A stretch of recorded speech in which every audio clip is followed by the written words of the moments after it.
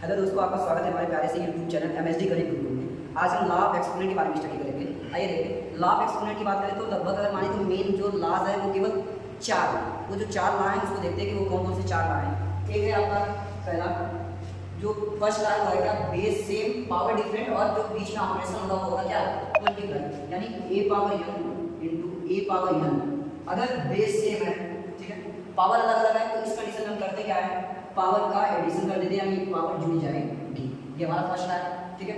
Second law है आपका a power m divide by a power m equal to a power m minus n,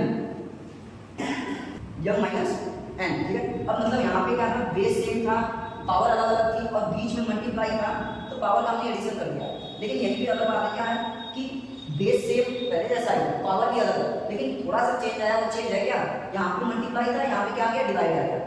अब इस condition में जहाँ प्लस कर रहे थे हम लोग, वहाँ पे अब क्या कर देंगे, माइनस कर देंगे। यानी जब भी बेस सेम पावर डिफरेंट होंगी और बीच में डिवाइड का ऑपरेशन होगा, तो हम लोग पावर को आपस में सबट्रैक्ट कर देंगे, ठीक है।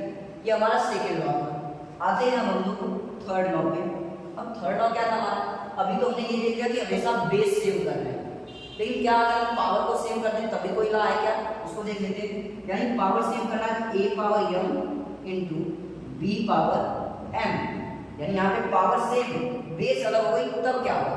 अब इस कंडीशन में होगा क्या, पावर तो एक बार लिख देंगे, लेकिन आपस में बेसिस का मल्टीप्लाई कर देंगे, यानी a इंटू b, बेस का मल्टीप्लाई कर दिया और पावर में एक बार हमको m को लिख देंगे, ठीक है। ये आपका थर्ड लॉ हो गया।